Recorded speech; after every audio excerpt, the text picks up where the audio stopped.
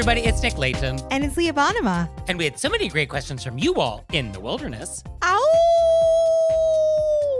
that we have a bonus episode. So here we go. Our first question is, quote, last year, we hosted Christmas festivities for my brother and his sweetie, who brought her 16-year-old daughter. Of course.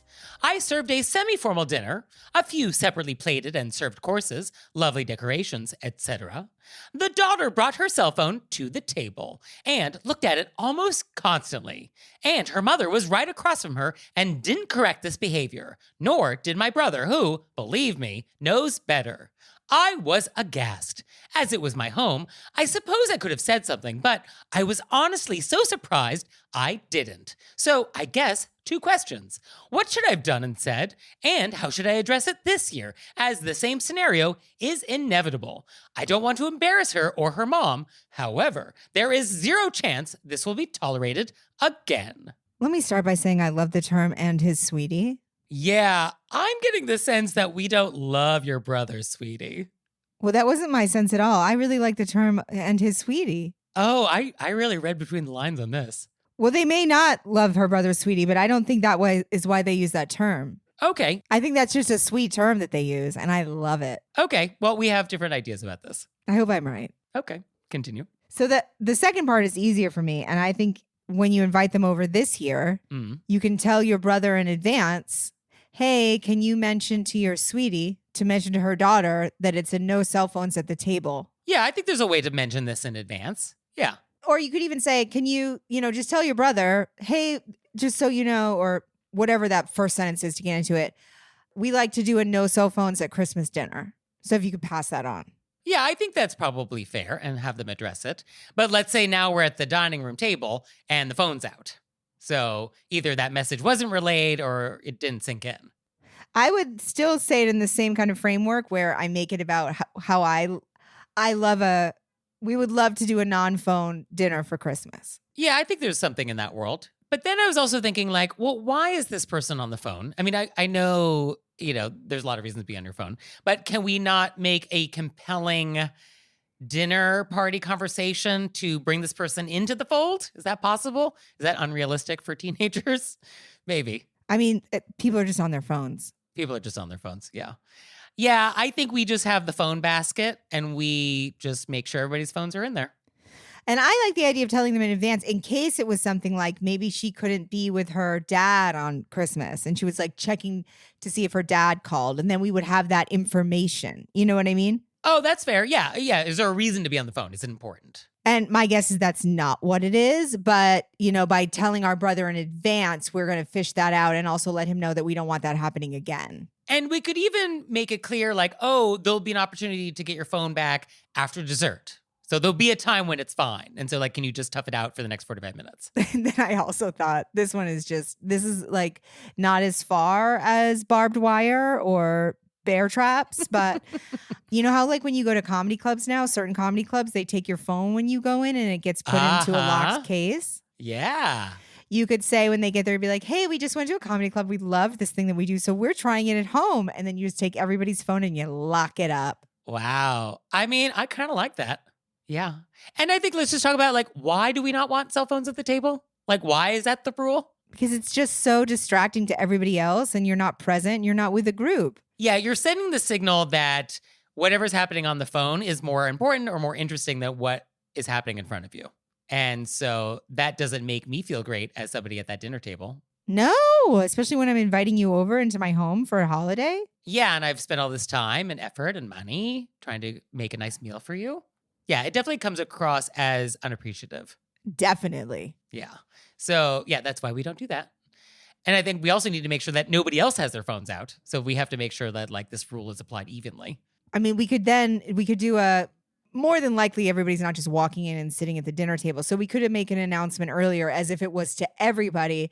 Reminder, it's a no phones at the dinner table for Christmas. Yeah, I think that's what we need. Perfect. I mean, we've given multiple options. So good luck this year. Please tell us how it goes.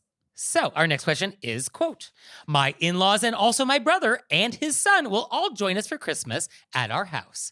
In years past, my in-laws have brought gifts for my brother, age 40, and his son, aged 19, because they are very polite people. But my brother only brings gifts for our family and not for my in-laws. It's so awkward. Who should bring gifts to whom in this situation?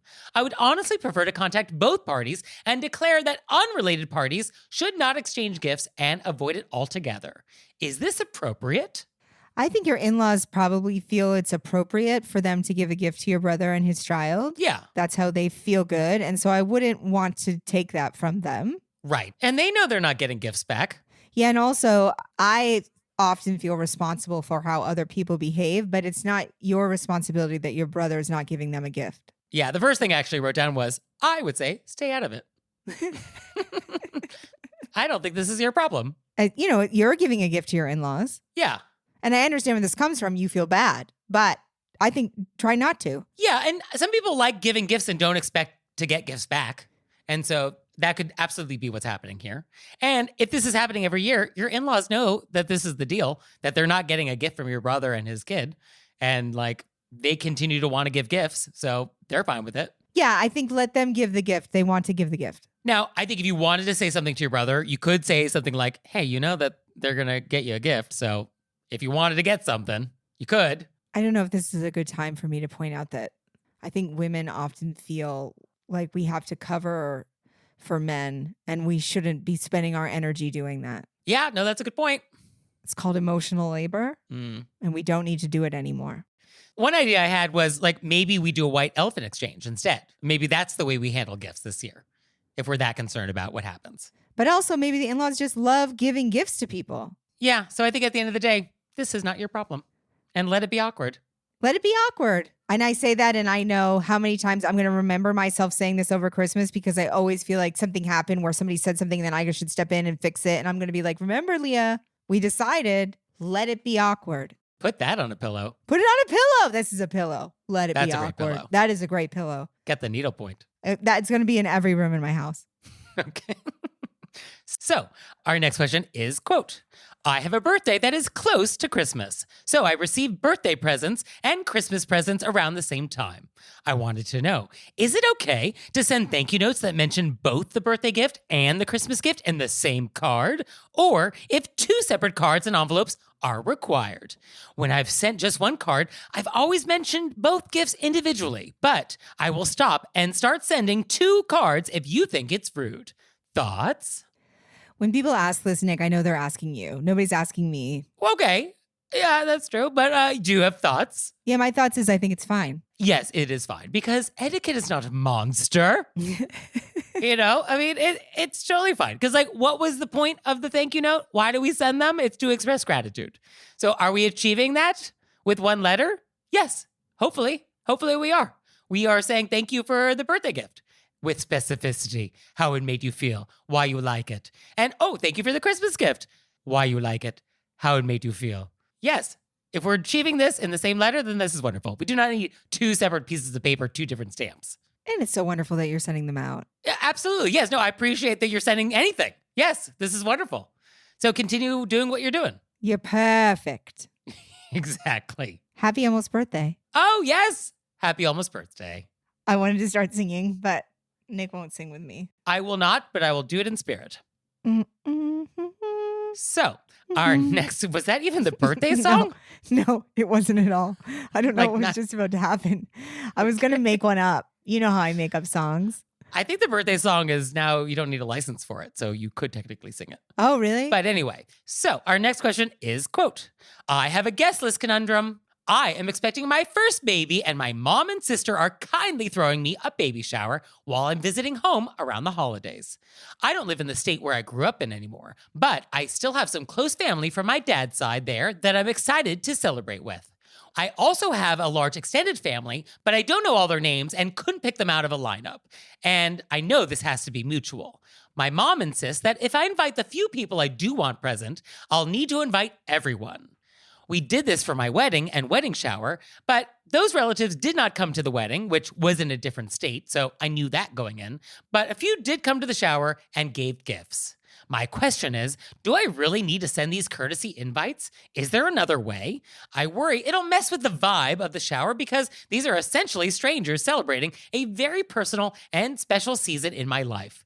The shower is relatively short notice due to a lucky change in travel plans, allowing me to come up for a visit. So I do expect some folks may already have plans, which could work in my favor. But I feel bad sitting here hoping they can't come. It makes me wonder why they're on the list in the first place. Well, very exciting. New baby on the way. Yes. So, showers. I just wish we could invite who we really wanted there. Well, my first thought is, family should not really be throwing showers. That's not technically done. Nick. I'm just putting that out there. But okay, we have a shower. Our lovely letter writer is going to get to go home for a short period of time, and then they're going to try to and then you're going to pull up this rule? Yeah, I'm going to rain on the shower. That's what I'm doing. I wish you could see me, letter writer. I'm shaking my head. I know. I mean, anybody can throw a shower now. I guess that's very modern. Fine. We're celebrating. We are celebrating, yes. There's a new baby coming. Delightful to get everybody together. Okay, fine. Now, showers are supposed to be light, fun, casual, not like a big to-do. So on some level, is that not going to be the vibe, depending on who shows up? Well, I think our letter writer is saying, it's these close friends she wants to see, close family. Yeah. And then they can, when you're with people like that, that way, it's a different kind of communication. You're like, and then when there's people there that you don't really know, you have to be like, oh, and you don't talk to them often. Yeah, no, that's okay. Fair enough. I mean, I think my first instinct is your mom is the host of this party. And as the host, the guest list is within her control. And yes, it would be nice if she consulted you and brought you into the conversation. But I think in her mind, this will be better because it'll cause less drama or it'll maintain the relationships that she has. And so that's where this is coming from. Yeah, my guess is that she's sort of, because she lives there. Right. And so she just wants it to be like fair. She doesn't want anybody to have felt left out. Right. And so that's where that's coming from. And I think that is an important detail. I guess. Right? And if these people don't know you the way you don't know them, then very unlikely that they're going to show up. So I think that actually will solve the problem. Well, I think this is what happens, though. She doesn't know them well. She wants to hang out with her friends. They don't know her well, but then they feel obligated to come. And then she felt obligated to invite them. So then everybody's doing something out of obligation instead of doing what they really wanted. Yeah, no, that's true. I don't love that. I think maybe we have 2 showers then. We have the one for friends on one day, and then we have a drop-in on another day. Well, I don't think she has time for that. Okay, I'm just brainstorming. I love how you went from they shouldn't be throwing a shower at all to now they should be throwing 2 showers. I also do worry with showers in general like this, when we are sending a wide guest list, that it can come across to the people at the fringes of your life that this is just a gift grab. Like if I don't know you and I get an invitation to a shower, it's going to feel on some level like, oh, I'm just on this guest list because you want a gift from me.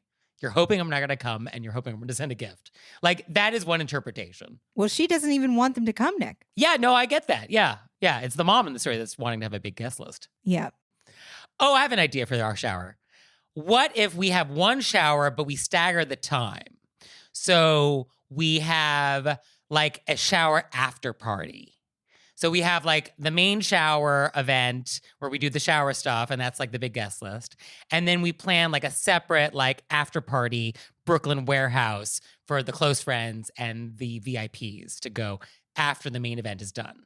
I don't know what kind of time they have. Okay, I'm just trying to please everybody here. No, I know you are. I know you are. I mean, is there a way we can like have the fun, intimate shower I want, but then also have a component of this event that is broader? I understand why we're trying to sort of placate the whole family and everybody. If we invite these people, these other people are going to feel left out. But also this constant trying to make sure everybody's happy is so exhausting. Yeah. And it's like at its essence, it's like, why can't we just have the people there that we love? Okay, so then what do we do about it, Leah? Do we just resign ourselves to our fate? I don't know. I sort of felt like you were thinking that she should, because her mom's the host.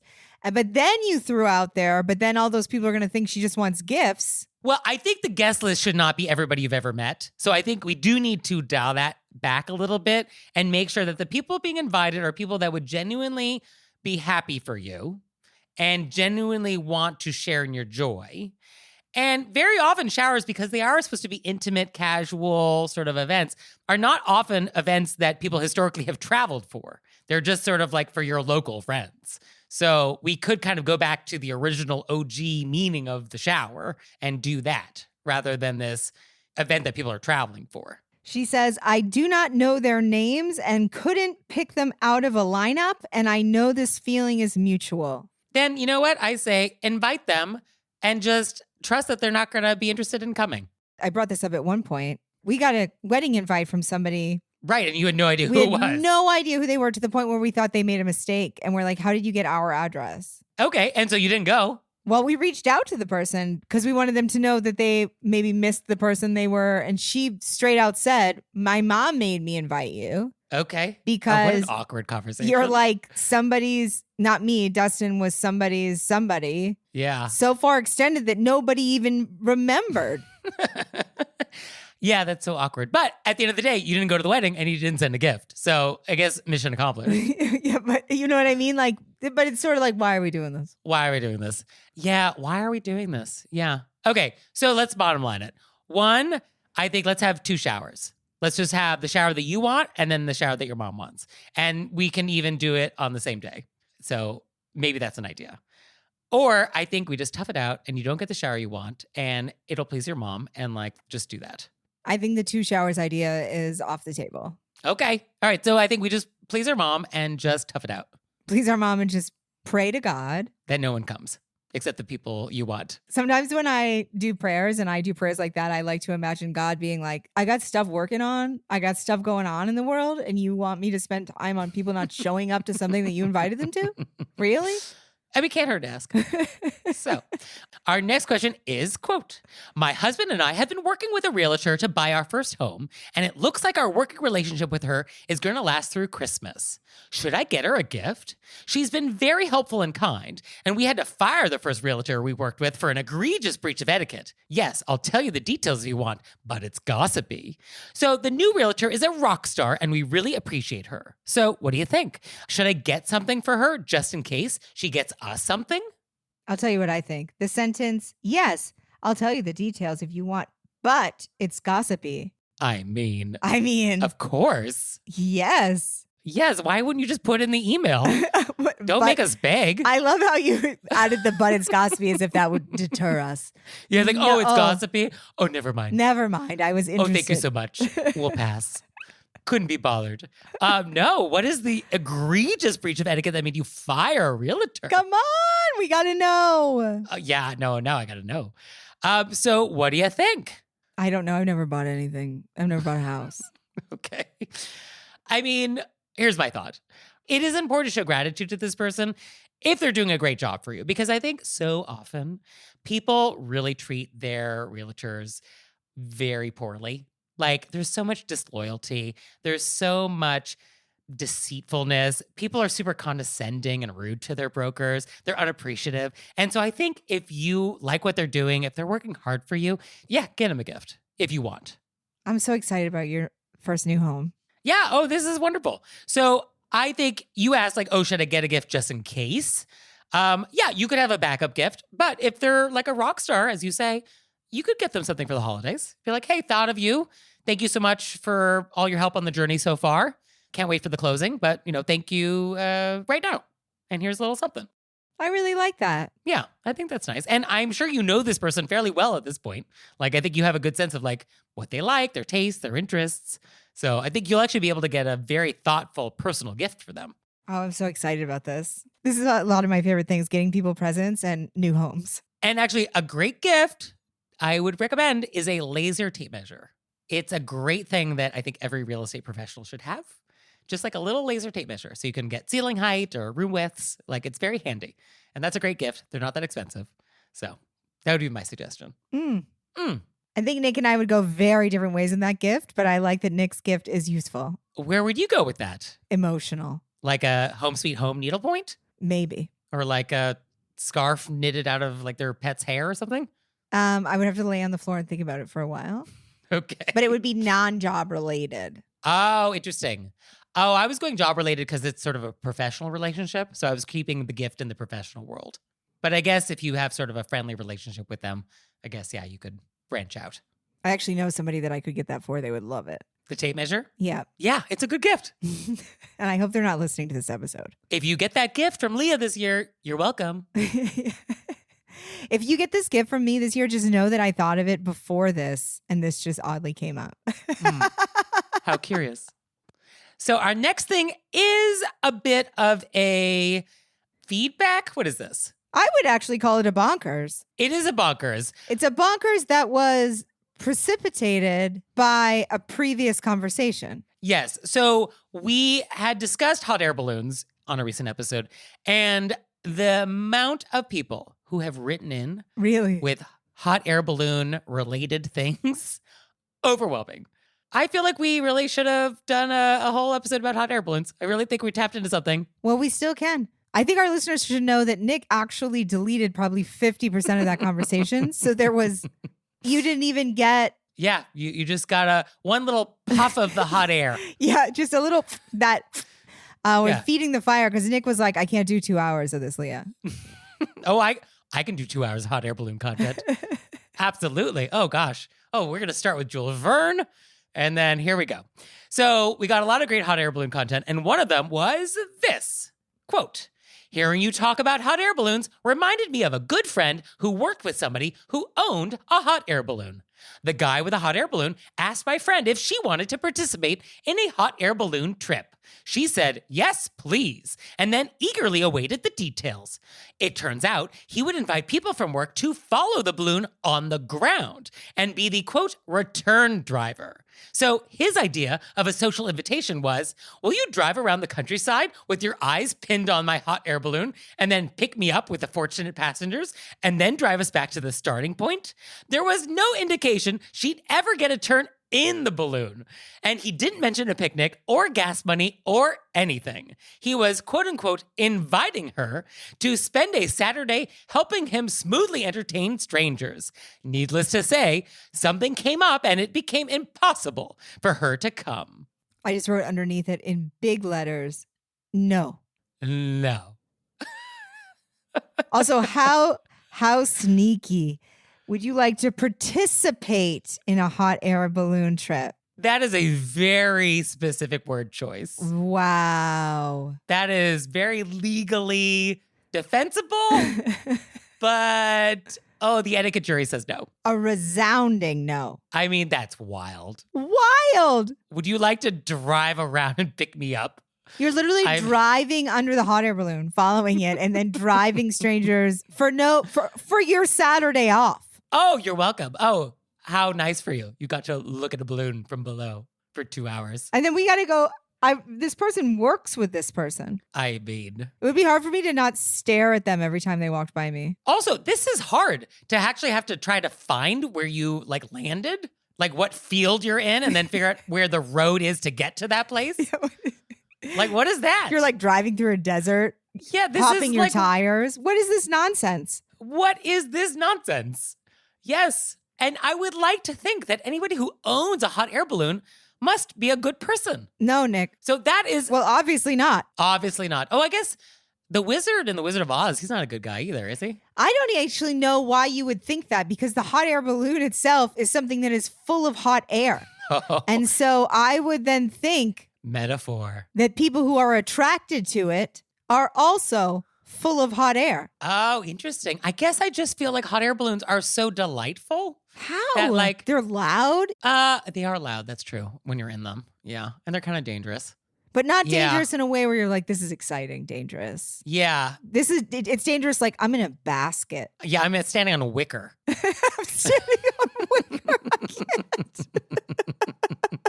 Yeah, I guess the more you say it, why do I romanticize hot air balloons? I don't know. Like Jules Verne. Yeah, is that what it is? I just want to go around the world.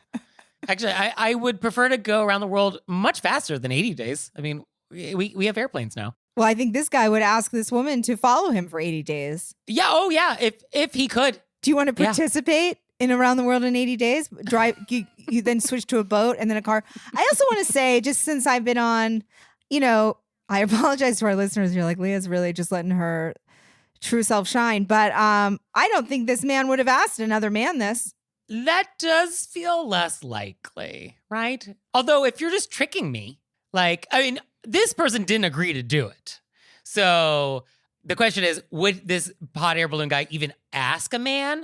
Is that what you're saying? I don't think so. I would put money down that they wouldn't ask a man that. Because they know that nobody in their right mind. So that's why they said participate instead of saying what it is. Yeah. So then they're banking on the fact that a woman doesn't want to let people down after they've agreed to something by mistake because they were misled. Yeah, and then wouldn't want to correct it and would just go along with it. Not anymore. Oh. Not since we were able to get mortgages in our own names. That's when equality happened. That's when everything was fixed. Now we don't have to pretend. Now we don't have to follow around hot air balloons anymore. I don't follow around hot air balloons anymore. That's what I wanted to say next time.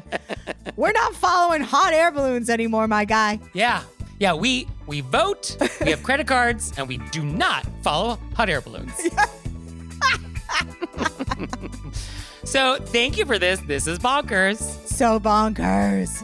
So you out there, do you have anything bonkers for us or anything else? A question, a vent, a courses of kindness, an etiquette crime report? Send it to us through our website, reraisedbywolves.com, or you can leave us a voicemail or send us a text message, 267-CALL-RBW. And we'll see you next time. Bye. Bye.